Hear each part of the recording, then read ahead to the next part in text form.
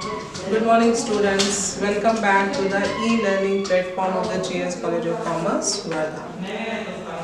आज के video lecture में हम लोग जो है डील करने वाले हैं मैनेजमेंट अकाउंटिंग से।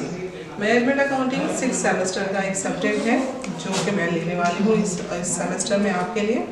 चलिए देख लेते हैं कि इसका सिलेबस क्या है। जहाँ तक मैनेजमेंट अकाउंटिंग का सवाल है, हम जब मैनेजमेंट अकाउंटिंग की बात करते हैं तो मैनेजमेंट अकाउंटिंग जो है वो मैनेजमेंट के पॉइंट ऑफ व्यू से होती है, whereby the management has to take the different decisions. ठीक है, जहाँ पर मैनेजमेंट को विभिन्न प्रकार के डिसीजंस लेने होते हैं फर्म की फाइनेंशियल कंडीशंस को देखते हुए। ठीक है, तो उसी के पॉइंट ऑफ व्यू से ये जो है आपका मैनेजमेंट अकाउंटिंग है।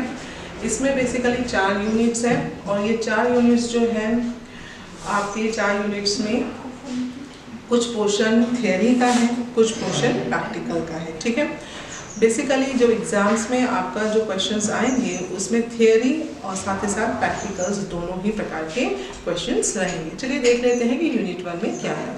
यूनिट 1 में मुख्य रूप से जो हम देखने वाले हैं वो है आपका fundamental aspect related with the management accounting. ठीक है, तो मैनेजमेंट अकाउंटिंग क्या है, उसका अर्थ, ठीक है, उसी के साथ साथ उसका स्कोप, ठीक है, इम्पोर्टेंस, महत्व, उसी के साथ साथ उसकी सीमाएं, लिमिटेशंस साइमल्टेनियसली, उसी के जो है आपका मैनेजमेंट अकाउंटिंग और कॉस्ट अकाउंटिंग दोनों के बीच में क्या डिफरेंस है, ये एस्पेक्ट है। ये हो गया थ्योरेटिकल पार्ट मैनेजमेंट अकाउंटिंग से संबंधित, जिसमें मैनेजमेंट अकाउंटिंग क्या है वो सारा एस्पेक्ट हम देखने वाले हैं। फिर उसके बाद ही पहले यूनिट में एक और चैप्टर है जो कि प्रैक्टिकल एस्पेक्ट रखता है, ब्रेक इवन एनालिसिस है, जिसे हम मार्जिनल कॉस्टिंग भी कहते हैं। ठीक है, तो इसमें मार्जिनल कॉस्टिंग और ब्रेक इवन एनालिसिस में बेसिकली हम जो है विभिन्न प्रकार के प्रॉब्लम्स जो है वो सॉल्व करने वाले हैं। तो इसमें आप जो है थियरी और न्यूमेरिकल दोनों एस्पेक्ट्स देखेंगे। ठीक है, तो इस चैप्टर में ब्रेक इवन एनालिसिस जो है इसका भी थियरी है और साथ ही साथ इसके प्रैक्टिकल प्रॉब्लम्स भी है। ठीक है, तो ये हो गया आपका पहला यूनिट। इसी के साथ साथ हमारा जो दूसरा यूनिट है, दूसरा यूनिट जो है वो कंप्राइज करता है, पूरा डिपेंड कर रहा है बिजनेस बजट पर और बजटरी कंट्रोल पर। ठीक है, तो बजट क्या होता है, उसका अर्थ, ठीक है, उसकी परिभाषा, साथ ही साथ उसकी विशेषताएं, उसी के साथ साथ बजट के क्या ऑब्जेक्टिव्स होते हैं, किन ऑब्जेक्टिव्स को ध्यान में रखते हुए बजट प्रिपेयर किया जाता है, उसी के साथ साथ उसके क्या फ़ायदे हैं, उसकी क्या सीमाएं हैं, कितने प्रकार के बजट होते हैं, क्लासिफिकेशंस और टाइप्स ऑफ बजट, ये एस्पेक्ट जो है थियोरेटिकल एस्पेक्ट है जो कि हमको इसमें देखना है।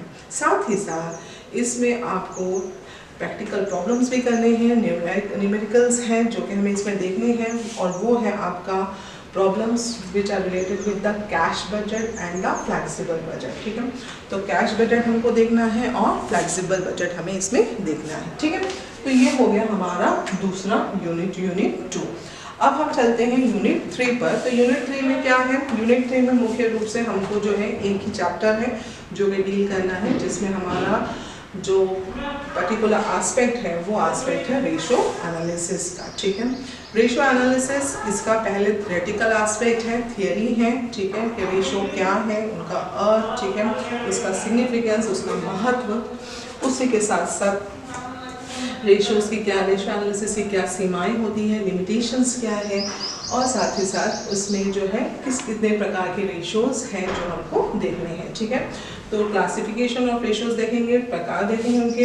अब उसमें हमको प्रॉफिटेबिलिटी रेशोज देखने हैं, साथ ही साथ फाइनेंशियल रेशोज देखने हैं, टर्नओवर रेशोज देखने हैं, डेट इक्विटी रेशोज और working capital ratio, earning per share, ये जो डिफरेंट प्रकार के रेशोज है वो हमको इसमें देखने हैं। ठीक है, तो ये हो गया आपका तीसरा यूनिट जो कि है आपका रेशो एनालिसिस पर कंप्राइज करता हुआ। ठीक है, चौथा यूनिट जो है हमारा वो है फंड फ्लो स्टेटमेंट पर और फंड फ्लो एनालिसिस में। जहाँ तक हम फंड फ्लो एनालिसिस की बात करते हैं तो इसमें भी फिर आपको वही फंडामेंटल एस्पेक्ट्स इसमें देखने हैं कि फंड फ्लो क्यों प्रिपेयर किया जाता है, क्या पर्पस के कारण फंड फ्लो प्रिपेयर करते हैं। ठीक है, तो फंड फ्लो का अर्थ उसी प्रकार से जो फंड फ्लो के लिए हमें सोर्सेस ऑफ फंड्स होते हैं, जब हम फंड फ्लो बनाते हैं, फंड फ्लो प्रिपेयर करते हैं, तो कहाँ से फंड आ रहा है और वो फंड कहाँ पर यूज़ हो रहा है, ठीक है। तो फ्लो ऑफ फंड्स जो है, सोर्सेस ऑफ फंड्स है, उसी प्रकार से यूजेस ऑफ फंड्स हैं कि फंड्स जो है कहाँ पर यूज़ हो रहा है। इसी के साथ साथ इसमें जो है working capital, statement of working capital बनाया जाता है, ठीक है। Changes in the working capital वो बनाते हैं, तो वो देखना है। और उसके साथ साथ लास्ट में हमको fund flow statement, okay, the overall fund flow statement बनाना है, ठीक है। तो यहाँ पर भी जो है थियोरी और न्यूमेरिकल एस्पेक्ट्स हैं। तो जहाँ तक का हमारा सिलेबस कंसर्न है, बेसिकली इसमें हमको जो है फंडामेंटली 4 एस्पेक्ट्स डील करने हैं। और 4 एस्पेक्ट्स जो है, पहला है आपका ब्रेक इवन एनालिसिस, दूसरा है आपका बजट एंड बजटरी कंट्रोल, जिसमें आपको 2 प्रकार के बजट देखने हैं, आपका cash budget and the flexible budget. जब ब्रेक इवन एनालिसिस की बात करें तो ब्रेक इवन पॉइंट है, ठीक है। उसी प्रकार से पीवी रेशियोज है, वो विभिन्न प्रकार के एस्पेक्ट्स हैं जो हमको इसमें कवर करने हैं, ठीक है। रेशियो एनालिसिस की बात करते हैं तो करंट रेशियो है, क्विक रेशियो है, ठीक है। और दूसरे प्रकार के जो रेशियोज हैं वो हम इसमें देखने वाले हैं, ठीक है। और फिर फंड फ्लो की बात करते हैं तो फंड फ्लो में हमको जो है फंड फ्लो स्टेटमेंट बनाना होता है, उसी प्रकार से statement of changes in the working capital, और साथ ही साथ उससे जुड़े हुए जो दूसरे अकाउंट्स होते हैं, ठीक है, वो हमें बनाने पड़ते हैं। तो ये हो गया आपका 4 एस्पेक्ट्स, जो 4 एस्पेक्ट्स आपके 4 यूनिट्स को कंप्राइज करते हैं, ठीक है। अब हम देख लेते हैं इसका पेपर पैटर्न क्या है। पेपर पैटर्न में आपका यूनिट 1 से आपको आ रही है थियरी और प्रॉब्लम, ठीक है। तो 8 और 16 मार्क्स का, इधर यू कैन अटेम्प्ट 8 और 16, ठीक है। या तो आप 8 के 2 क्वेश्चंस अटेम्प्ट करिए या फिर 16 मार्क्स का कंसोलिडेटेड क्वेश्चंस आप अटेम्प्ट करिए।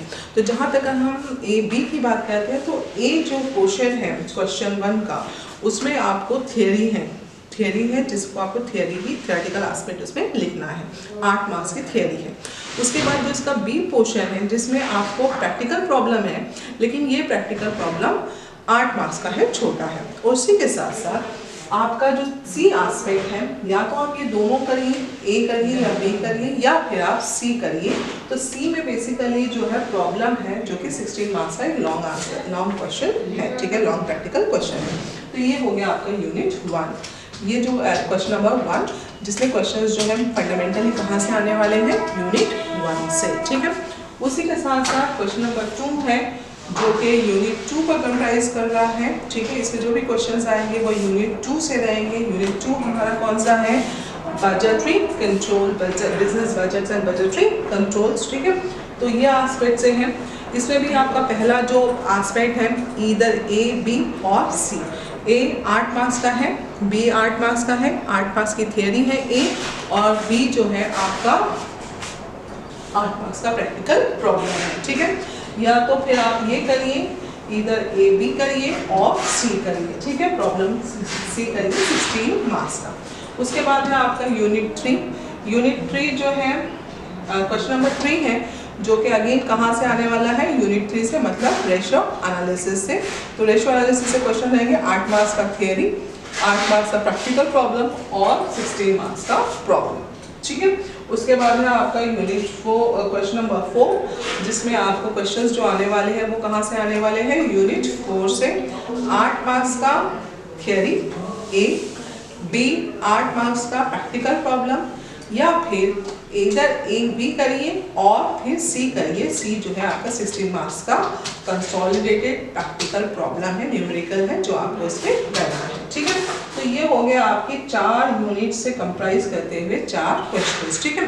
अब जब हम बात करते हैं क्वेश्चन नंबर 5 की, तो क्वेश्चन नंबर 5 जो है ये शॉर्ट आंसर टाइप क्वेश्चन है। शॉर्ट आंसर टाइप क्वेश्चन है मतलब यहाँ पर जो क्वेश्चंस रहेंगे उस जो प्रैक्टिकल प्रॉब्लम्स है बेसिकली वो आपको 4-4 मार्क्स के रहेंगे, ठीक है। और ये 4 मार्क्स के जो क्वेश्चंस हैं वो हर एक यूनिट से आने वाले हैं, ठीक है।